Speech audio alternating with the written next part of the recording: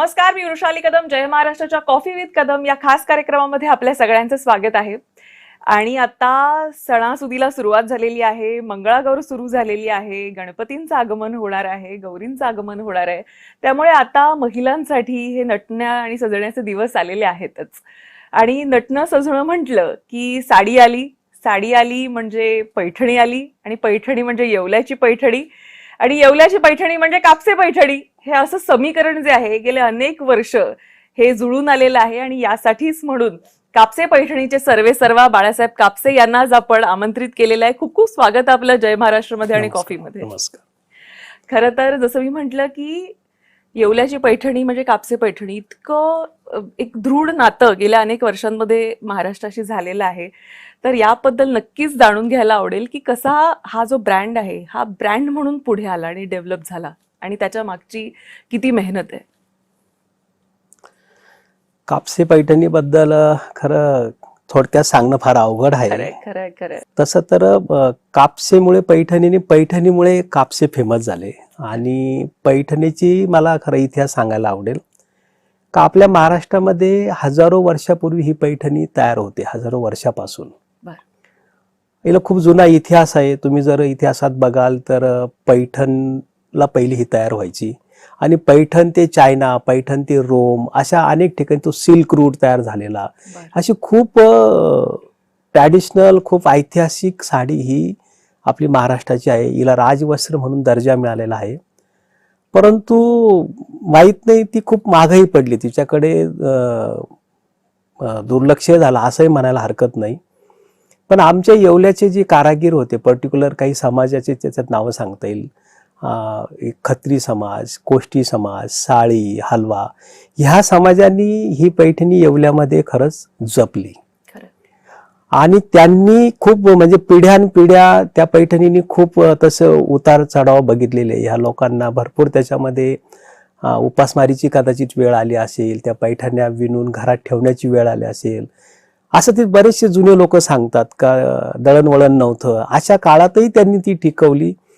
आणि आज त्याचा फायदा खरं म्हणजे सगळ्यांनाच, माझ्यासारख्याला पण होतो, असंच मला ह्या पैठणी बद्दल सांगता येईल. पण कापसे आणि पैठणी हे कसं समीकरण जुळून आलं? तुम्हाला केव्हा वाटलं की आपण आता पैठणी ह्या व्यवसायामध्ये किंवा ह्यामध्ये आपण उतरलं पाहिजे, किंवा लोकांना फार पैठणी ही घराघरात पोहोचली पाहिजे? मुळात त्याचं असं झालं बघा, माझं पैठणी बरोबर काही नातं नव्हतं तसं तर. मी येवला तालुक्यात एक छोट्याशा गावात जन्माला आलो. वडगाव नावाचं गाव आहे. माझे आई वडील ऊसतोडीला नगर जिल्ह्यात जायचे आणि 6 महिने गावी यायचे. तर आता आमचं गावामध्ये 4थी पर्यंत मंदिरात शिक्षण, आणि ते करत असताना 4थीची शाळा झाल्यानंतर वडिलांनी मला शाळेतून काढलं. पण मला जिद्द होती थोडी शिकण्याची, कारण मी लहानपणापासून शहरात जायचो. लहानपणी मी घास विकायचो, शेणाच्या गवऱ्या विकायचो. तर शहरात गेल्यावर मला तुमच्यासारखे लोक दिसायचे का बघा हे किती चांगले राहतात, आपल्याला शिकल्यावर असं होता येईल असं मला वाटायचं. म्हणून मी शिक्षणासाठी गेलो. आणि मग माझी एका विणकराशी म्हणा, एका दुकानाशी ओळख झाली. मला तिथं शिक्षण करताना मला नोकरी करणं साहजिक गरजेचं होतं, आणि तिथं पैठणीची माझी ओळख झाली. आणि पहिले तर मी सेल्समनशिप केली. जवळजवळ 12 वर्ष पैठणी कशी तयार होते, पैठणी कशी विकावी लागते, पैठणीचं मार्केटिंग कसं करावं लागतं. एक येवल्यामध्ये आमच्या खूप मोठा ब्रँड आहे, नाव सांगायला हरकत नाही, सोनी पैठणी म्हणून. मी तिथे 12 वर्षे नोकरी केली, आणि मला तिथे खरी पैठणीची ओळख झाली. आणि तिथं मला हे सगळं ज्ञान मिळालं. पण झालं काय, 12 वर्ष नोकरी केल्यानंतरही नोकरी असते. 2000 साली माझं लग्न झाल्यानंतर मला थोडासा ज्या प्रकारे मी जसं काम करत होतो त्याप्रमाणे पगार मिळायला पाहिजेत होता, तो मिळाला नाही. आणि मग मी काम सोडून दिलं आणि माझ्या गावाकडे पुन्हा छोटी मोठी वडिलांची शेती होती, शेती करायला लागलो. पण झालं असं का त्यावेळेस जो 12-15 वर्ष येवल्यात राहिलो मी, तर माझी विणकरांबरोबर ओळख झाली होती. सांगायला हरकत नाही, मी RSCची एक शाखा भरायची, त्या शाखेत पण जायचो. तर ही सगळी लोक जेव्हा मी गावी गेलो तर माझ्याकडे आले, आणि तुम्ही 12 वर्ष एवढ्या वर्षापासून पैठणीचं काम करताय, तुमचा अनुभव आहे, तर तुम्ही हा व्यवसाय पुढे न्या. त्यांनी मला सपोर्ट केला. वा. आणि 2000 साली मग मी माझा स्वतःचा एक हातमाग टाकला आणि पैठणी विणायला सुरुवात केली. आता पैठणी विकणं तसं एवढं सोपा विषय नाहीये.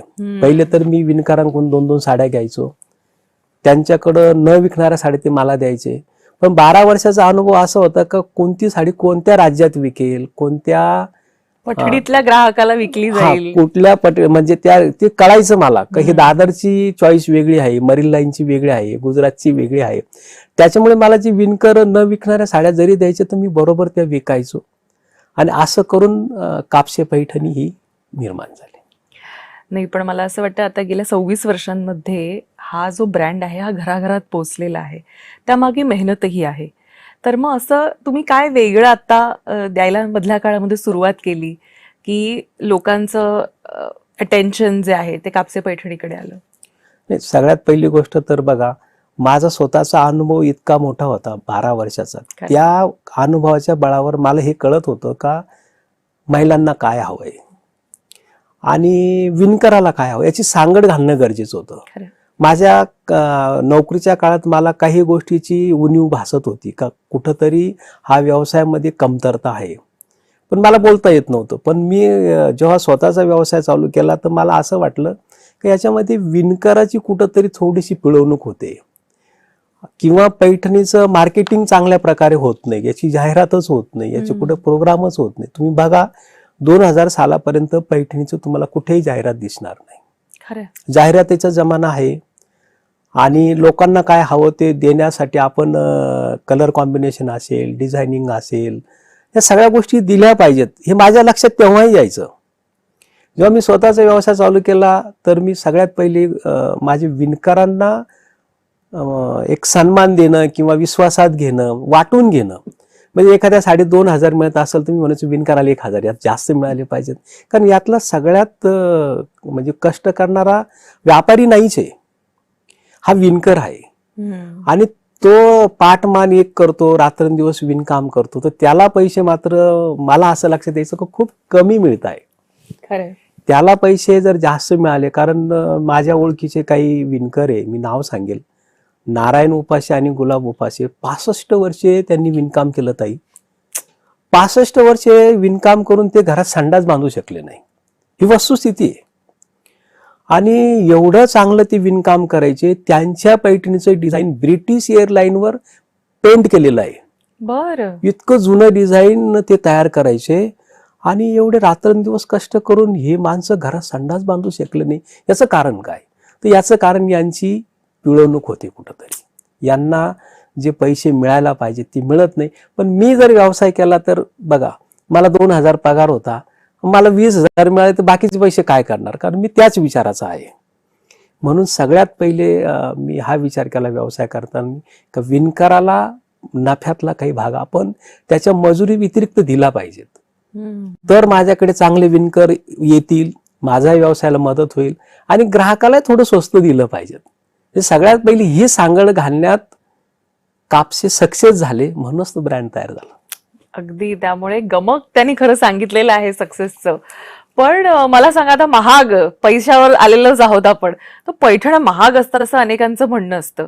अर्थात त्याला तितकी वेळही द्यावा लागतो. एक एक पैठणी बनायला मला वाटतं 4 महिने 6 महिने किंवा काही पैठण्यांसाठी वर्षही जातं.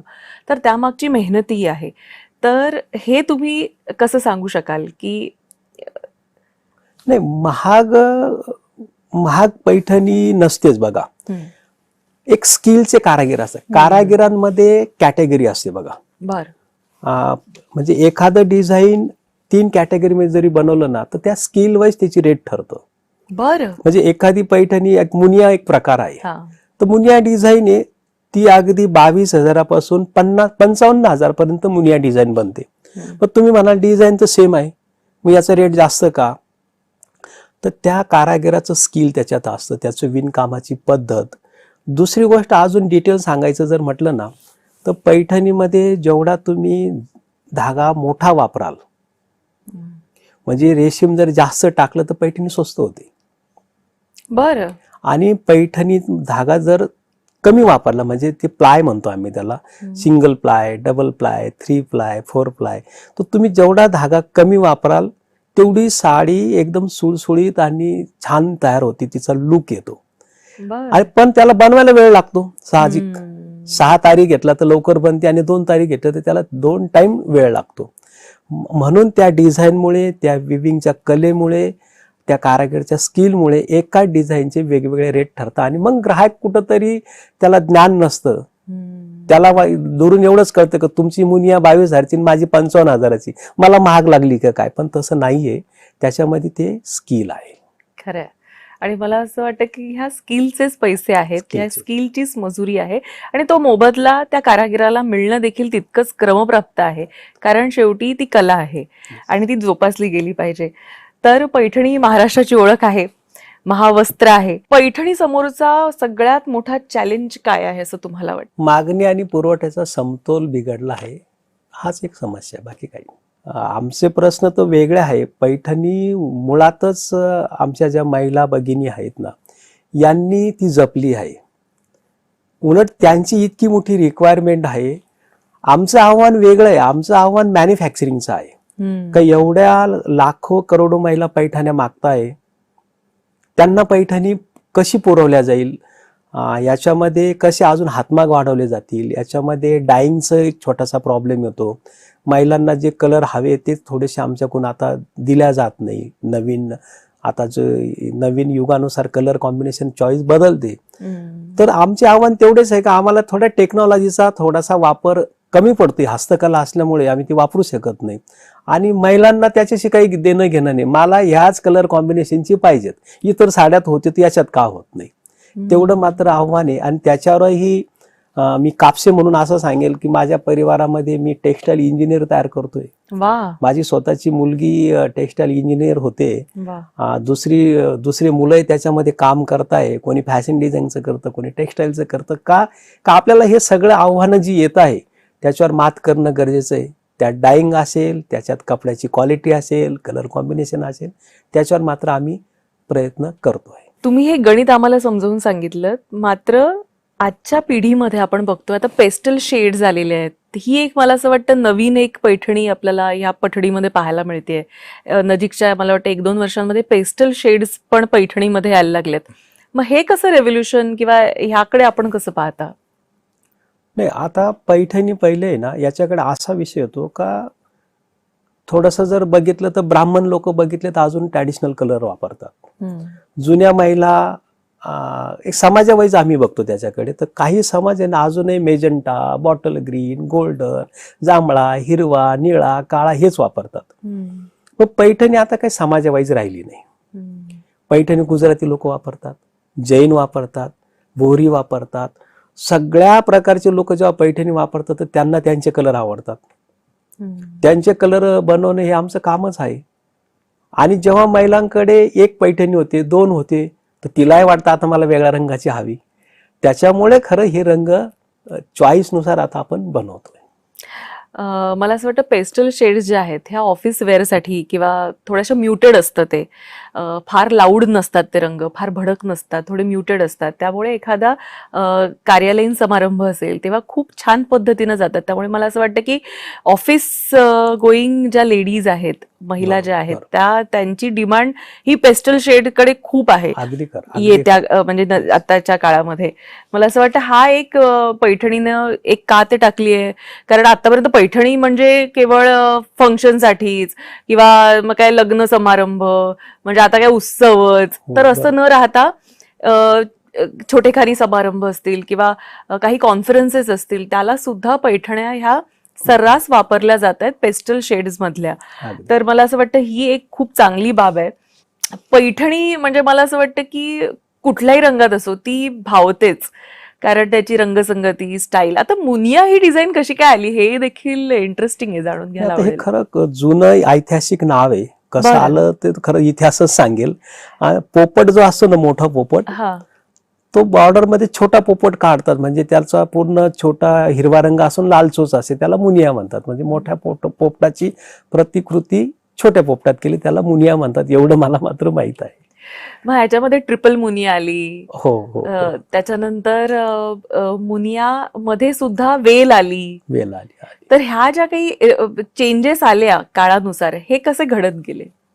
कारण नाही, पूर्वी आपली टिपिकल बॉर्डर असायची पैठणीची. खरं सांगू का, तसं जर चांगला अभ्यास केला तर काही म्युझियम आपण बघितले, जसं पुण्याला राजा केळकर असेल, जयपूरला असेल, बडोद्याला असेल, तर किंवा जुने लोकांच्या घरात जर बघितल्या जुन्या पैठण्या, तर त्याच्यात हे डिझाइन होते.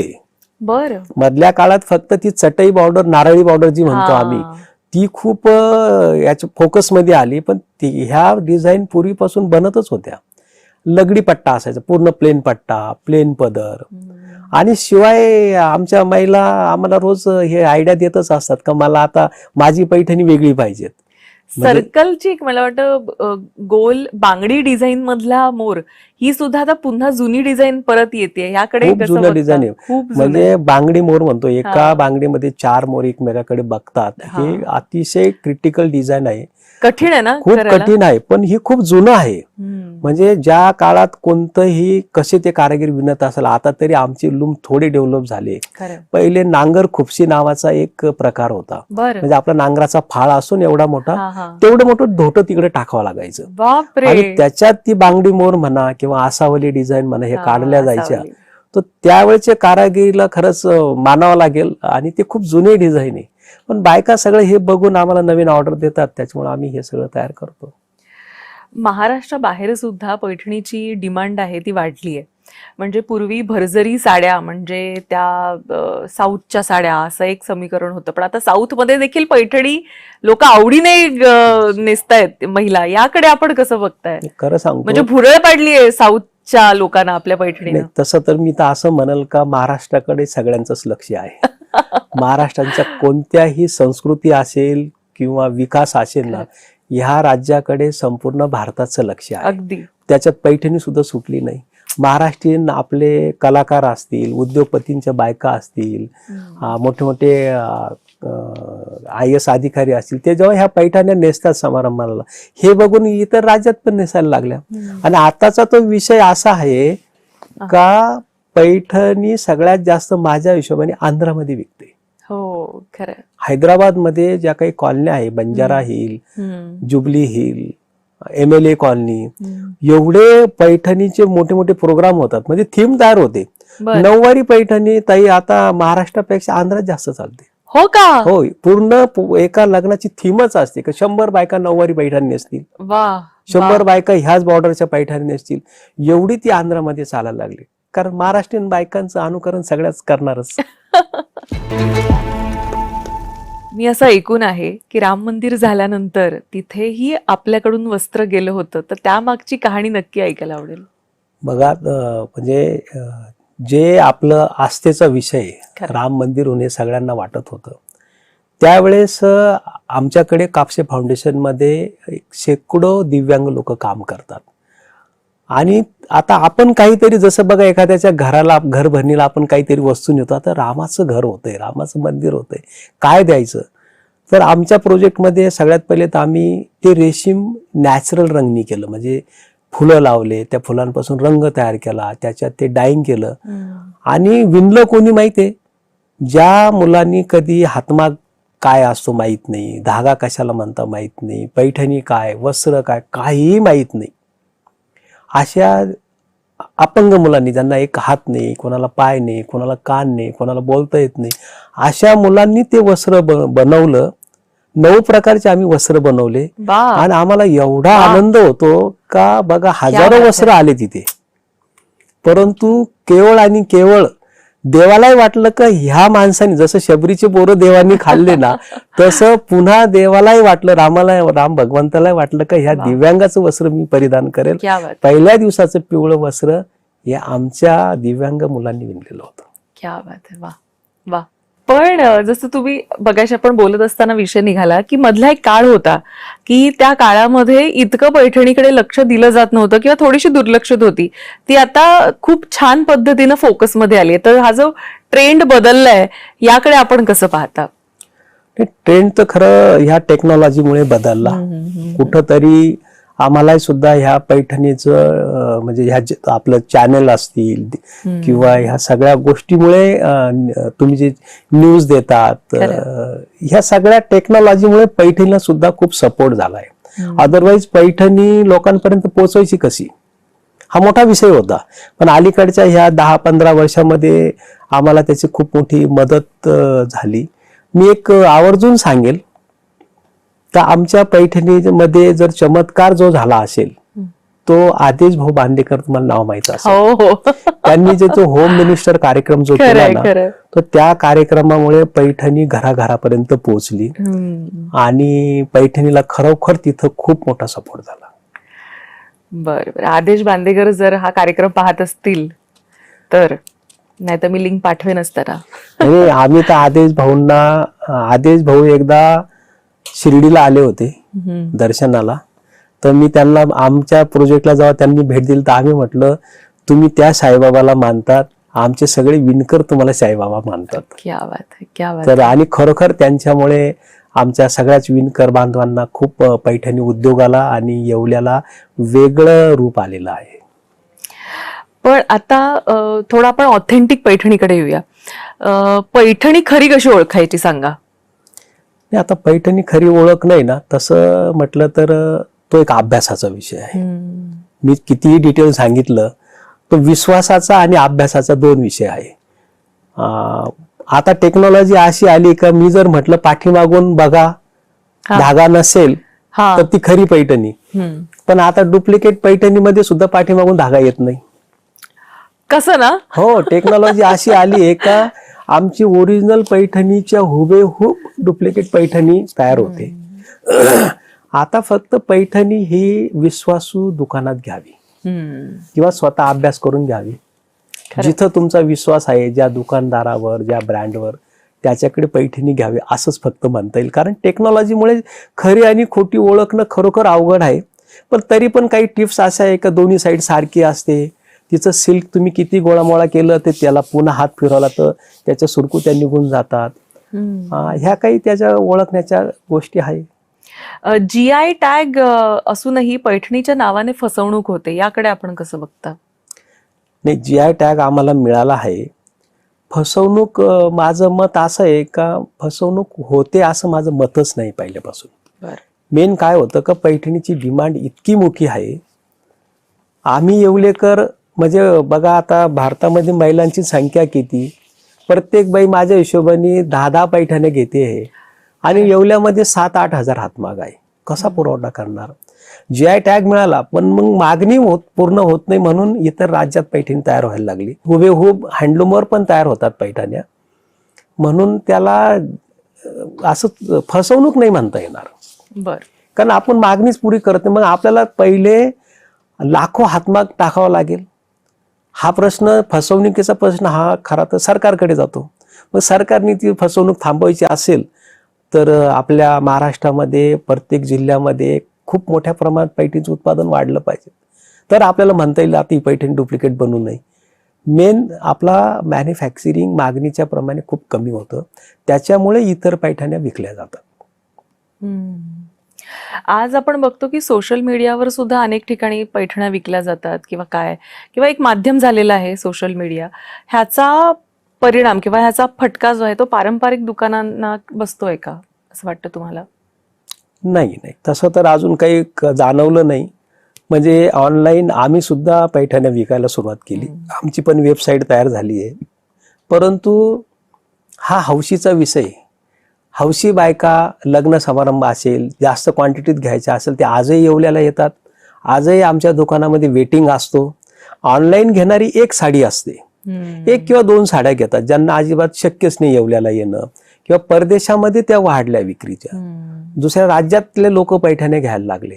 पण आजही आम्ही बघतो तर अनेक राज्यांमधून अगदी गाडी करून लोक येवल्याला येतात आणि मनसोक्त पैठण्या त्यांना तिथं चॉईस मिळतो आणि भरपूर घेतात. त्याचा काही फार परिणाम झाला नाही, पण त्याच्यामुळे आमचा शॉर्टेज वाढला. म्हणजे जी बाई साडी पैठणी घेणार नव्हती ती अजून घ्यायला लागली. आमचे प्रॉब्लेम असे वाढत आहे. लोकांना कसं आहे ना, आता तुम्ही इतकं छान छान साड्या दाखवता, मग त्यांनी डिमांड केली की ती पूर्ण होत नाही, ह्याचं मन खट्टू पण होतं ना त्यामुळे. होतच आहे, रोजच होतंय. आम्ही तर रोज ते भोगतोय का काय करावं आता. एवढा ग्राहक आमचा नाराज होऊन जातो का त्यांची पर्स भरलेली असते आणि आम्ही ते त्यांची पर्स अर्धी परत पाठवतो. काय करणार त्याला. त्यांची कॅपॅसिटी आहे, त्यांची चॉईस आहे.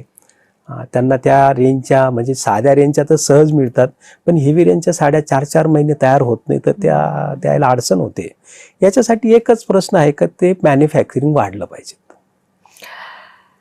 पैठणी हा केवळ व्यवसाय नाहीये, तर ती महाराष्ट्राची संस्कृती आहे आणि वारसा आहे, जो पुढे घेऊन जाण्यासाठी तुमचा काय असा रोडमॅप आहे?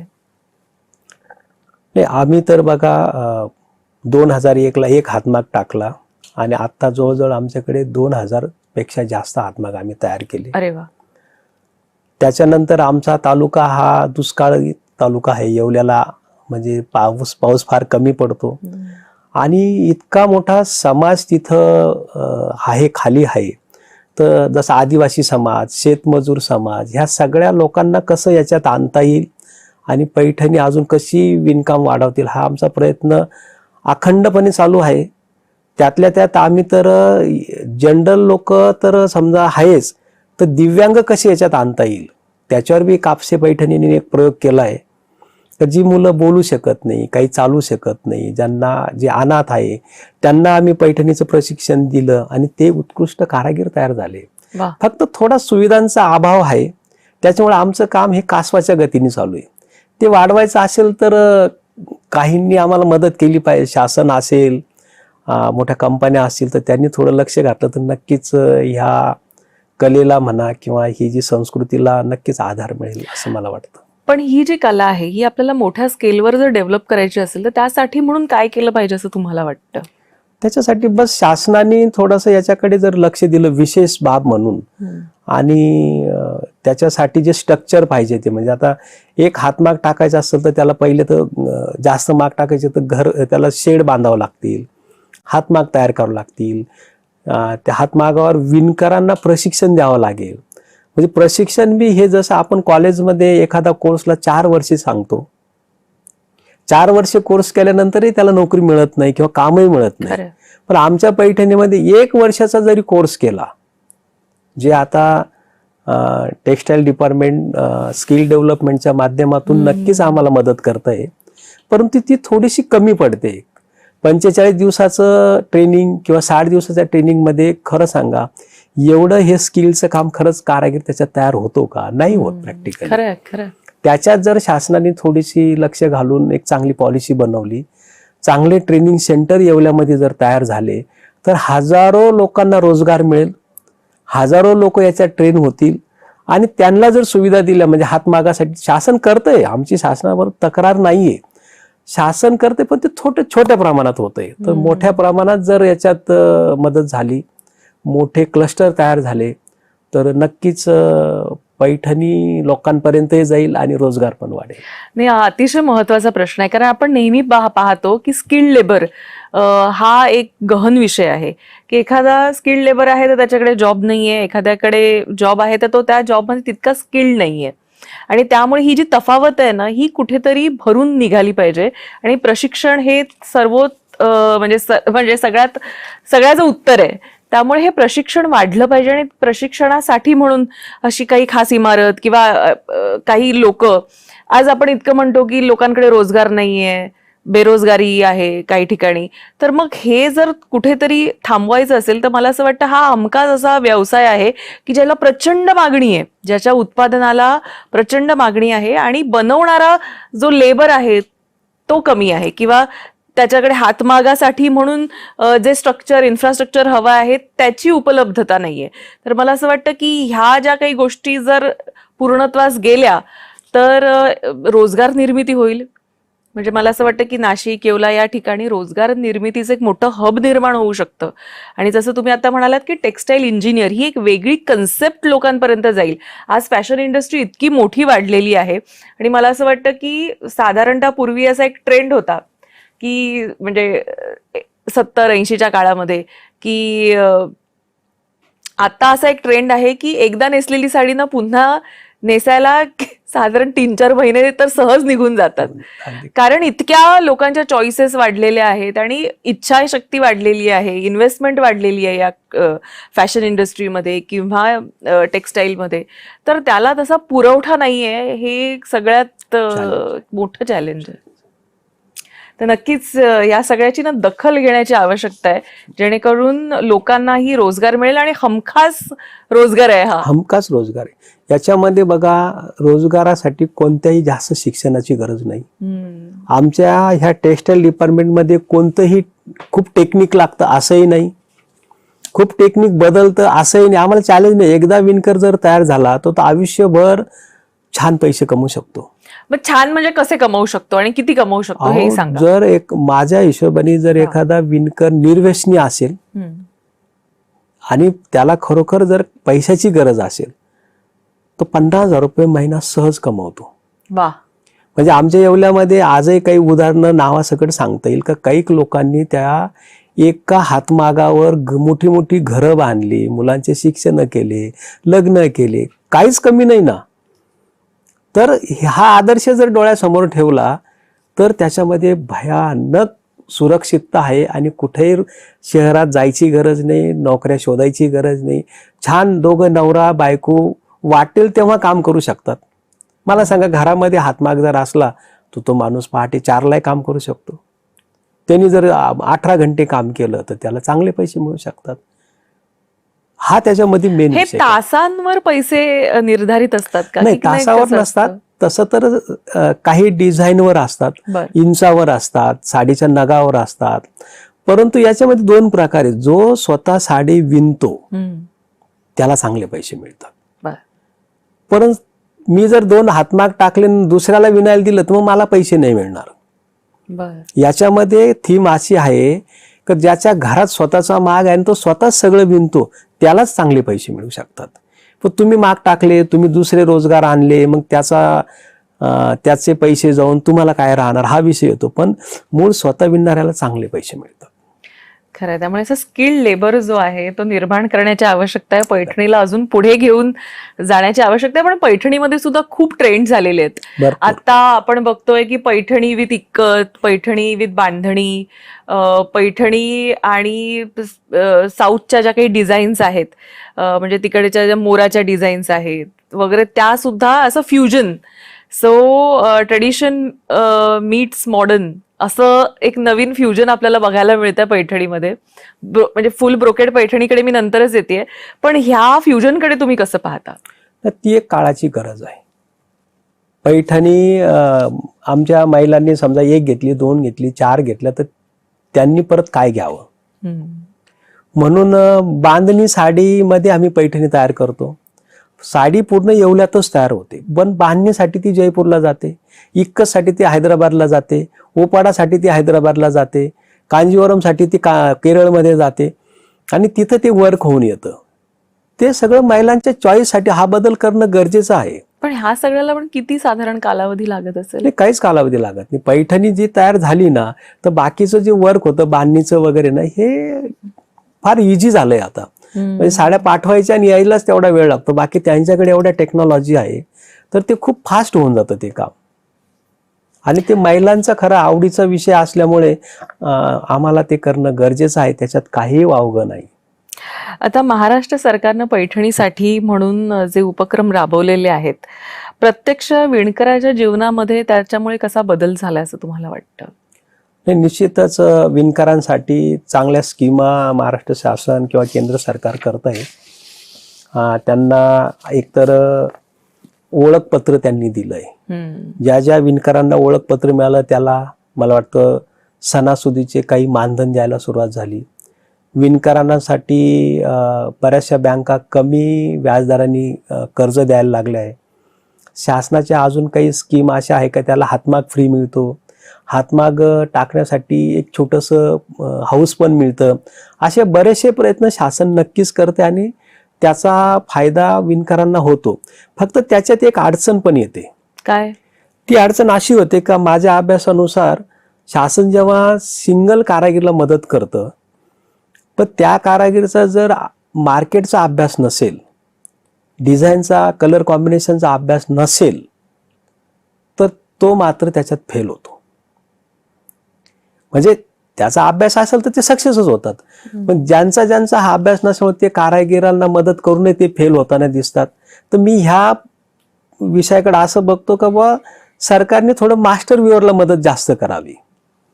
म्हणजे आमच्यासारखी ज्यांच्याकडे जास्त हातमाग आहे, कोणाकडे 100 माग आहे, कोणाकडे 200 माग आहे, 40 माग आहे, तर यांना जर ती मदत मिळाली तर त्यांच्याकडे मार्केटचा अभ्यास आहे, त्यांच्याकडे कलर कॉम्बिनेशनचा अभ्यास आहे, तर त्याच्यामुळे फेलरचं प्रमाण कमी होईल.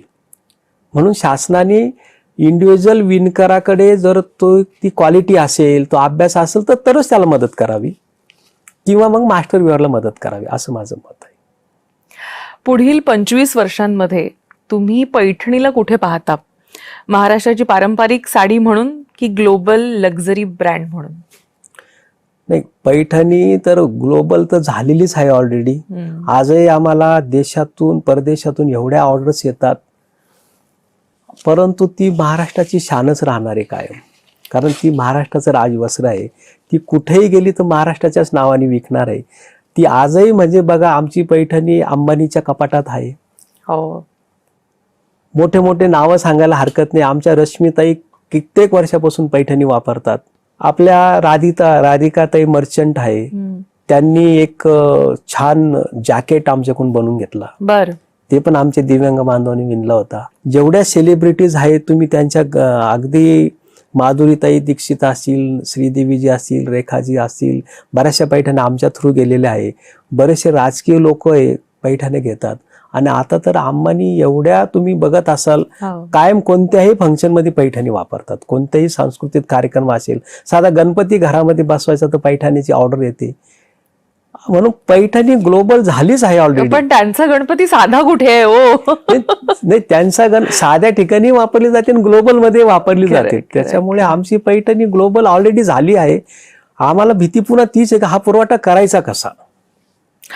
पण मला असं वाटतं हा अतिशय गंभीर प्रश्न आहे. आपण याकडे गंभीरतेनं पाहिलं पाहिजे की जिथं इतकी मागणी आहे, म्हणजे प्रत्येक गृहिणीला वाटतं की आपल्याकडे पैठणी असावी आणि वेगवेगळ्या पठडीतली असावी. म्हणजे एखादीला जर परवडत असेल तर ती बेसिक पैठणी घेईल, चटई बॉर्डरवाली, मग ती इतर मुनियाकडे जाईल किंवा अधिक रेंज हळूहळू वाढेल. पण प्रत्येक महिलेला, गृहिणीला वाटतं की माझ्याकडे पैठणी असावी. असं असंख्य करोडो महिला आहेत की ज्यांना असं वाटतं की आपल्याकडे फ्युजन असावं. पण ही जर मागणीच पूर्ण नाही झाली तर याकडे तुम्ही कसं पाहता? नाही, आमच्यासारखी लोक तर बघा पूर्ण परिवार त्याच्यात काम करतोय. मागणी आणि पुरवठ्याचा कशी सांगड घालतील याच्यासाठी प्रयत्न आमचे चालूच आहे. शासनाकडे आम्ही मोठे मोठे DPR सादर केलेले आहे. म्हणजे माझा आताचा प्रोजेक्ट मला 10,000 हातमाग टाकण्याचे आहे. मी शासनाकडे गेल्या 4 वर्षापासून पाठपुरावा करतोय की माझ्याकडे जागा आहे, मला तुम्ही मदत करा, मला तुम्ही स्ट्रक्चर करून द्या, निधी उपलब्ध करून द्या. आम्ही बँकेकडे जातोय, तर शासन त्याच्यात लक्ष घालतच. आत्ताच मागच्या महिन्यात केंद्राचे बरेचसे लोक आमच्याकडे आले. माननीय गिरिराजजी सिंघवी याच्यात खूप प्रभावीपणे काम करताय. प्रयत्न चालू आहे, तसं काही अडचण वाटत नाही. आणि माझ्यासारखे अनेक उद्योजक पण तयार होत आहे. पहिले पैठणीमध्ये बोटावर मोजण्या इतके व्यापारी होते. आज जवळजवळ 200च्या प्लस लोक ह्या पैठणीचा मोठ्या प्रमाणात व्यापार करताय आणि त्यांचे मॅन्युफॅक्चरिंग वाढते. शासनाने अजून थोडं चांगलं लक्ष द्यावं एवढी विनंती, बाकी काही. मला असं वाटतं आता वेगवेगळ्या रॅम्प वॉक्सवर सुद्धा पैठणी ही वेगवेगळ्या पद्धतीने शोकेस केली जाते. इतक्या मोठ्या ग्लोबल लेवलला पैठणी गेलेली आहे, पर्सेसमध्ये आलेली आहे, ओढण्यांमध्ये आलेली आहे. हा पण बदल कसा वाटतो तुम्हाला? की म्हणजे केवळ साडीच नाही तर पैठणीचे जे पोपट आणि राघू मोर आहेत, तर ह्या जोडीनं इतकी कमाल केलेली आहे की आता पर्सेसही निघाल्या आहेत, ओढण्याही निघाल्या आहेत. बरं, त्या ओढण्यांमध्ये पण फ्युजन आहे, म्हणजे इक्कत आणि पैठणी असं फ्युजन ओढणीचं. तर याकडे कसं पाहता? ते पैठणीमध्ये बघा, आम्ही साड्यांचीच मागणी पुरी करत नाही. त्याच्यात ड्रेसची इतकी वाढली, घागरे वाढले, पुरुष मागणे एवढे जॅकेट घालायला लागले. लग्नामध्ये तुम्हाला सांगतो, एक आंध्राचे ऍक्टर आहे चिरंजीवी म्हणून, त्यांनी त्याच्या मुलाला पैठणी फाडून ती धोती शिवली. तेव्हापासून सगळे धोती पैठणीचीच धोती यायला लागली. खरंय खरंय. म्हणजे आता बायकांचा एक वाटा पुरुषही घ्यायला लागले. म्हणजे आमचं आधीच मॅन्युफॅक्चरिंग कमी, त्याच्यात ह्या पर्सेस, त्याच्यात ड्रेस, घागरे, जॅकेट. मग तुम्ही विचार करा, हे सगळं जर याच्यात अजून बेडशीट व्हायला लागल्या, पिलो कव्हर व्हायला लागले, पडदे व्हायला लागले, मोठे मोठे काय म्हणतात त्या टेपेस्ट्री काय म्हणतात इंग्लिशमध्ये, अशा फ्रेम तयार व्हायला लागल्या. अच्छा. इतकं काही याच्यात करण्यासारखं आहे. फक्त पुन्हा तोच प्रश्न येतो का मॅन्युफॅक्चरिंग वाढलं पाहिजे. बर, नाही खरं आहे. मला असं वाटतं की ही काळाची गरज आहे की आता मॅन्युफॅक्चरिंग वाढल्याशिवाय ही समस्या दूरच सांगडच होणार. पूर्ण होऊ शकत नाहीये. मला असं वाटतं की याकडे फार गांभीर्यानं पाहण्याची आवश्यकता आहे की आपल्याकडे कला आहे आणि हमखास त्या कलेला मार्केट आहे Yes, yes. आणि त्यामुळे मोबदलाही आहे लेबरसाठी, त्या प्रशिक्षणाला फायदा आहे. आणि जसं मी म्हटलं की आता फॅशन इंडस्ट्री इतकी वाढलेली आहे आणि त्याच्यामध्ये खूप स्कोप आहे खरं तर पुढे जाण्यासाठी, इतकी मागणी असताना. आणि जसं मी म्हटलं की महाराष्ट्रामध्ये तर म्हणजे नेसतातच, सगळ्या प्रत्येक गृहिणीकडे असतेच साडी. पण त्याहीपेक्षा साऊथमध्ये सुद्धा इतकं आता त्यांनी आपलीसे केलेलं आहे पैठणीला की त्यांच्या प्रत्येक कार्यक्रमामध्ये पैठणी असते. त्यामुळे ही सांगड किती महत्वाची आहे हे सगळ्यांनीच ओळखलं पाहिजे आणि त्यानुसार पुढची पावलंही उचलण्याची आवश्यकता आहे. तरच आपण पैठणीला टिकवू शकू आणि पैठणी थोडीशी माफक पण होऊ शकेल. असं नाही वाटत नक्कीच, तुम्हाला? नक्कीच नक्कीच वाटतं. कारण आज प्रत्येक गृहिणीला वाटतं की रे माझ्याकडे पण ती मोठ्या पूर्ण ब्रोकेड पैठणी असावी. पण ती ब्रोकेड पैठणी साधारणतः 2-2.5 लाखापर्यंत आहे. म्हणजे बेसिक रेंज. त्याच्यात तुम्ही अधिक व्हेरिएशन्स आणि तुमच्या काही पॅटर्न्स असतील तर ते अधिक रेंज वाढते. म्हणजे ती 3 लाख 3.5 लाखापर्यंत जाते. तर हे सगळ्यांनाच परवडेल असं नाही. तर हे परवडावं म्हणून काय करावं असं वाटतं तुम्हाला? याच्यामध्ये आताच केंद्र सरकारने आपल्या नागपूर डिपार्टमेंटने एक टेक्नॉलॉजी आणलेली आहे. जसा हा आपला लाकडाचा हातमाग आहे, याच्यामध्ये त्यांनी इलेक्ट्रॉनिक जे कार्ड आणलंय. बर. आता इलेक्ट्रॉनिक जे कार्ड म्हणजे हे काही मशीन नाहीये. बर. म्हणजे आम्ही जे धागे मोजून उचलून विणायचो तर त्याच्यात आमचा खूप वेळ जायचा. आता येत्या मला असं वाटतं 6-1 महिन्यांनी तेच धागे ऑटोमॅटिक उचलल्या जाणार. याच्यासाठी एक टेक्निक आलंय आता. बर. ते लवकरच मला वाटतं चालू होईलच येवल्यामध्ये आणि त्याच्यामुळे कॉस्टिंग पण कमी होईल आणि परफेक्शन येईल डिझाईनमध्ये. आपल्या महाराष्ट्रात एवढ्या गिरण्या होत्या कपड्याच्या, सगळ्या बंद झाल्या. इचलकरंजीला साड्या तयार व्हायच्या, नगरला व्हायच्या, सोलापूरला व्हायच्या, मालेगावला व्हायच्या, ते होत नाही. म्हणजे कुठंतरी टेक्स्टाईल डिपार्टमेंट आपलं खूप मागं पडलंय. कारण महाराष्ट्रामध्ये इतर उद्योगधंद्याला एवढा वाव आहे, त्याच्यामुळे आमच्या डिपार्टमेंट गरीब डिपार्टमेंटकडे कोणी लक्ष देत नाही. पण ह्याही शेतीनंतर जर सगळ्यात चांगला रोजगार आहे ना या टेक्स्टाईलमध्ये मिळू शकतो. त्याच्याकडे फक्त हातमागासाठी नाही बघू, तर ती टेक्नॉलॉजी जी सुरतमध्ये आहे, बेंगलोरमध्ये आहे, कोइंबतूरमध्ये आहे, त्या टेक्नॉलॉजी जर इथं आल्या तर आपण सगळ्या प्रकारच्या पैठण्या महाराष्ट्रात तयार करू. म्हणजे माझ्या हिशोबाने आम्ही सगळे मिळून आहे ना एक 500 कोटीच्या पैठण्या तयार करत असू. हे जर टेक्निक आलं तर मी सांगतो तुम्हाला 5 लाख कोटीच्या पैठण्या आम्ही तयार करू. वाह वाह. आणि त्या स्वस्तही असतील, त्या स्वस्त असतील. बरं, आपण आता सगळीकडून घेतोच आहे. खरं खरं. महिला घेतच आहे. त्याला काय अडचण आहे? ज्याला ओरिजिनल घ्यायची तो ओरिजिनलच घेणार आहे. आजही ज्याला ओरिजिनल घ्यायची तो ओरिजिनल घेतो, ज्याला सेमी घ्यायची तो सेमी घेतोय. पण सेमी बाहेरच्या राज्यात बनते. तिला बनवण्यासाठी इथं स्ट्रक्चर उभे करावे, शासनाने मोठे मोठे प्रोजेक्ट राबवावे, आमच्यापासून सुरुवात करावी, आम्ही एक मॉडेल देऊ तयार करून. काहीच अडचण नाही आणि मोठ्या प्रमाणात रोजगार मिळेल. दुसरी गोष्ट, अजून एक विषय मला तुमच्या माध्यमातून सांगावासा वाटतो. कापसे उद्योग समूह एक वेगळं एक थीम घेऊन आलेला आहे का ज्या लोकांना खरोखर रोजगाराची गरज आहे, जे अनाथ आहे, अपंग आहे, कर्णबधीर, विशेष करून जर कोणी ऐकत असेल हे, तर तुमच्या भागात जर कोणी कर्णबधीर मुलं असतील तर आमच्याकडे त्यांची राहण्याची सोय आहे. त्यांचं प्रशिक्षण आम्ही फ्रीमध्ये करतो. प्रशिक्षण काळात त्यांना पगार देतो. त्यांची जेवणाची, राहण्याची कायमस्वरूपी फ्री व्यवस्था करतो. आपल्या माध्यमातून एक आव्हान करू इच्छितो का अशी जिथं जिथं ही लोक असतील त्यांनी नक्की तुम्हाला किंवा आम्हाला संपर्क करावा. एकदा अवश्य येवल्याला येऊन आमच्या फाउंडेशनला भेट द्यावी आणि त्या कामामध्ये सहभागी व्हावं. नक्कीच नक्कीच मला असं वाटतं की जय महाराष्ट्र नक्कीच ही बाब लोकांसमोर घेऊन जाईल. हा अतिशय नोबेल उपक्रम आहे, अतिशय स्तुत्य असा उपक्रम आहे की जिथं ज्याचं कोणी नाही त्याला प्रशिक्षण, हमखास नोकरी, मोबदला आणि राहण्या खाण्याची सोय. मला असं वाटतं की हे खरंच खूप उत्कृष्ट काम, स्तुत्य काम तुमच्याकडून होत आहे, कापसे फाउंडेशन कडून होत आहे. आणि ज्या कोणाला असं वाटत असेल की काम करण्याची जिद्द आहे, भले काही गोष्टी सोबत नाही आहेत तरी त्यांना मला असं वाटतं की एक सुवर्ण संधी कापसे फाउंडेशन घेऊन आलेलं आहे. हा एक विषय झाला.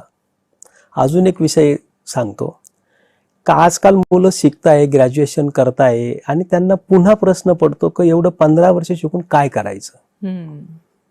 मी तर वैयक्तिक सगळ्यापर्यंत पोहोचू शकत नाही. तुमचं इतकं मोठं माध्यम आहे, ज्यांना हा व्यवसाय करायचा आहे त्यांनी आमच्याकडे यावं.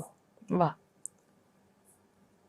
त्यांनी जर आमचं पैठणी विणकाम शिकले आणि जर स्वतःची समजा कुठेही असो, महाराष्ट्रात असो किंवा भारतात कुठेही असो, त्यांनी जर 10-15 हातमाग टाकले तर त्यांनी काय बनवायचं हे आम्ही त्यांना सांगू आणि त्याचे पूर्ण साड्या परत घ्यायची जबाबदारी आमची. वा. म्हणजे असे आपण हजार, आता जी आपली चर्चा चालली तासभर का पैठणीचा शॉर्टेज खूप आहे. आता एकदम आपल्याकडे चमत्कार तर होणार नाही, लाखो माग होणार नाही, परंतु छोटे छोटे जर उपक्रम महाराष्ट्रात राबवले गेले, एखादी मुलगी असेल, मुलगा असेल का ज्याला रोजगार करण्याची इच्छा आहे या वस्त्र उद्योगामध्ये, तर त्याला शासनाच्या पण बऱ्याचशा स्कीमा आम्ही सांगू आहे त्या.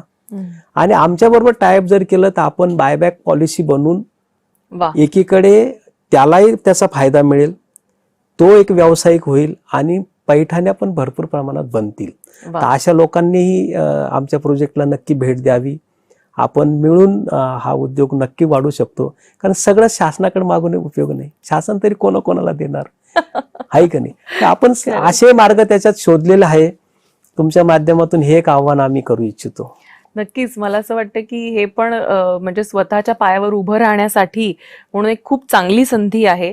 बरं अशुरन्स आहे की जो माल बनवला जाईल त्याला मार्केट आहे आणि बायबॅक पॉलिसी आहे. म्हणजे हे नक्कीच नथिंग टू लूज असा विन विन गेम आहे असं म्हटलं तर अवघड ठरणार. आताच मागच्या आठवड्यात आंध्रामध्ये गेलो. बर. विजयवाड्याजवळ एक चिराला गाव आहे.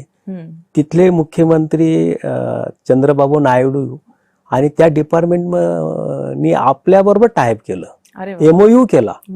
तर आमच्याकडचे काही विणकर आहे पण त्यांना काय बनवावं कळत नाही म्हणून ते अडचणीत आहे. मग कापसे फाउंडेशन किंवा कापसे उद्योग का एवढा वाढतोय, एक मॉडेल आहे आमचं. खरं. म्हणून त्यांनी आमची कदर करावी, त्यांनी आमच्याबरोबर MOU कर, खूप म्हणजे असं अभिमानासारखं वाटतं आम्हाला. केव्हाही मला असं वाटतं की इतर राज्यांमधून जर अशा पद्धतीनं आपल्या उद्योजकांशी, म्हणजे जे इकडे मोठे झाले आहेत की इथं ज्यांनी हा पैठणी वाढवलेली आहे त्यांच्याशी MOU करतायत, म्हणजे इतकी आपल्या इतका स्कोप आहे, इतकी लोकांना त्याची जाण आहे. तर मला असं वाटतं महाराष्ट्रामध्ये सुद्धा नक्कीच वेगळ्या लेवलला ह्याला या उद्योगाकडे, ह्या विषयाकडे गंभीरतेनं पाहण्याची आवश्यकता नक्कीच आहे. तुम्ही जेव्हा कापसे पैठणी हा व्यवसाय म्हणजे सुरू केला होता तेव्हा किती इन्व्हेस्टमेंट केली होती आणि आता कितीचा टर्नओव्हर आहे? तेव्हा तर बघा माझा व्यवसाय 5,000 पण सुरुवात झाला. बर. माझ्याकडे काही भांडवल हा विषय नव्हता. मी तो लोकांकडून साड्या घ्यायचो, 2-2 पिशवी घेऊन कुठंतरी विकायला जायचो आणि मला त्यावेळेस बऱ्याचशा लोकांनी खरं मदतही केली. अगदी व्याजाने 5%, 10% पैसे आणून हा व्यवसाय केला. परंतु मला माहीत होतं कष्ट केल्याशिवाय पर्याय नाही. आणि आता तर आम्ही आकड्यात सांगणं तर 100 कोटीपेक्षाही मोठा व्यवहार आमचाच आहे. क्या बात आहे. असं प्रत्येकाला तसं ते शक्य आहे, पण लोकांनी केलं पाहिजे. खरं. पण मला असं वाटतं की एक फार मोठी झेप खरं एक मराठी व्यावसायिक म्हणून तुम्ही घेतलेली आहे आणि ही अनेकांसाठी इन्स्पिरेशन सुद्धा आहे.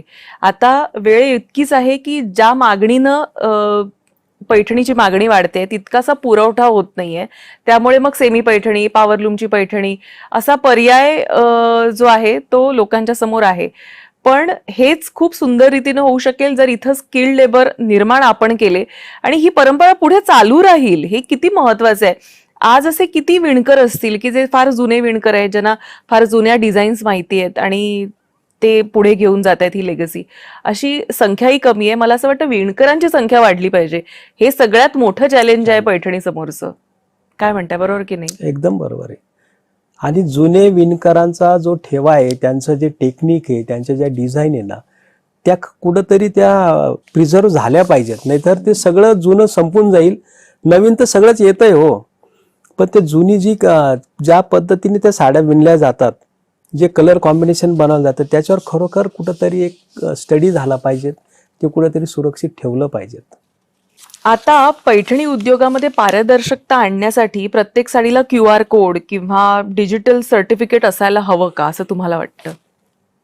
नक्कीच असायला पाहिजेत. कारण जी फसवणूक हा जो नेहमी पुढे येतं, तर त्याच्यासाठी आम्ही स्वतः सिल्क मार्क असेल किंवा त्याला GI टॅग असेल, शासन सगळं प्रोव्हाइड करतंय.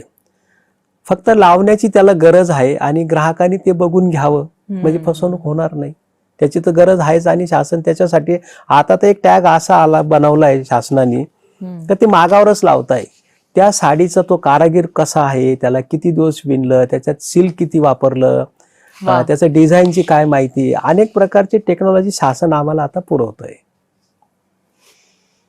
असं म्हटलं जातं काही लोकांकडून की फॅशन आणि ह्या सगळ्यामध्ये फॅशनच्या मागे पळत असताना कुठेतरी पैठणीची ओळख बदलेल अशी भीती वाटते काहींना.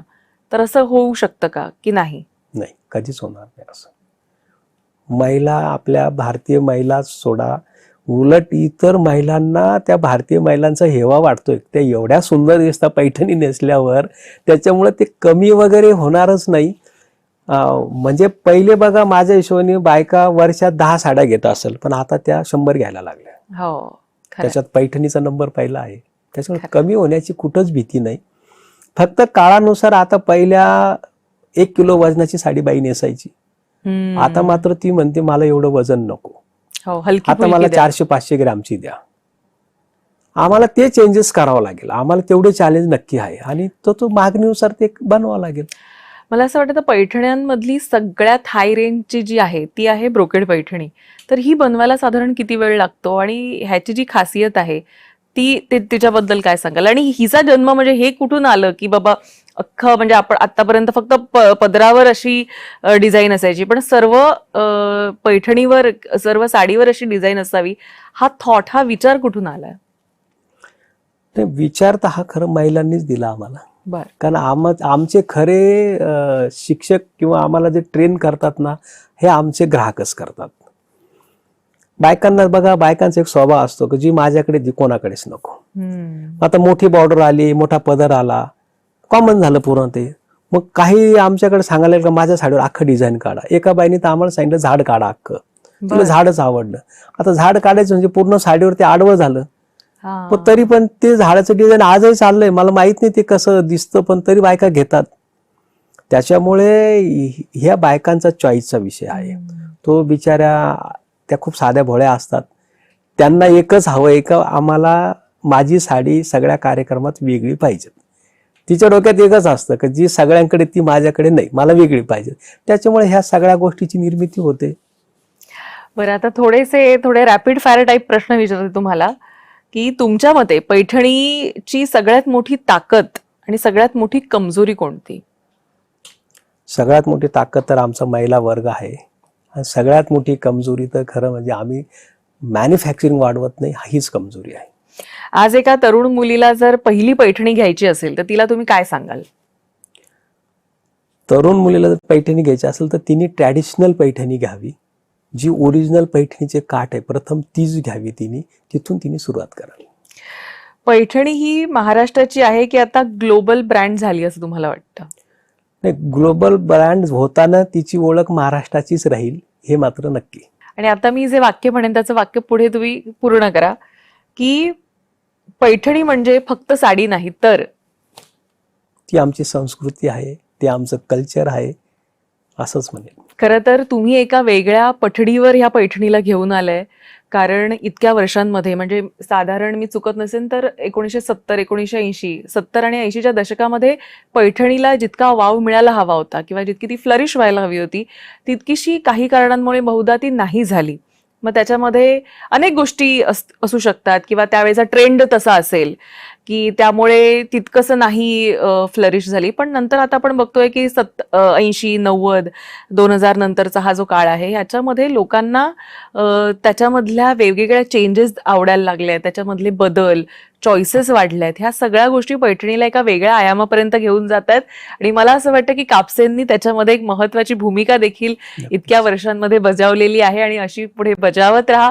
वेगवेगळ्या डिझाईन्स घेऊन तुम्ही आमच्या समोर येत राहा आणि मला असं वाटतं की हे जे कल्चर आहे हे आता तुम्ही सातासमुद्रा पलीकडे घेऊन गेलेलाच आहात. ते आता टिकवणं आणि वाढवणं हेच मोठं चॅलेंज आहे.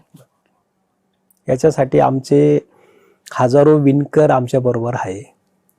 त्याच्यामुळे आम्हाला अगदी विश्वास आहे का हे कल्चर कधीच संपणार नाही, याच्यात कायम डेव्हलपमेंट होईल. आणि तुमच्यासारखे जे चॅनल आहे जय महाराष्ट्र, याची आम्हाला खरोखर सांगतो खूप मदत होते का तुमच्या माध्यमातून लाखो करोडो लोकांपर्यंत हे जातं आणि पुन्हा त्याला उजाळा मिळतो खरं म्हणजे. आणि कळत न कळत त्या साडीला पुन्हा खूप मागणी वाढते. म्हणूनच तुम्ही पण आम्हाला असं सहकार्य करताच, हे करत राहा. आणि विणकर बांधव करताय, हा सगळा एकाचं काम नाहीये, हे खरं सांघिक काम आहे. हे सगळं मिळून होतं आहे आणि असंच होत राहावं हीच एक अपेक्षा करतो आणि थांबतो. आज तुम्ही इथं आलात, आम्हाला वेळ दिलात त्याबद्दल अनेक धन्यवाद आणि खूप खूप शुभेच्छा पुढच्या वाटचालीसाठी तुम्हाला. धन्यवाद. आता वेळ झालेली इथंच थांबायची, कुठेही जाऊ नका. मात्र तुम्ही पाहत राहा फक्त जय महाराष्ट्र.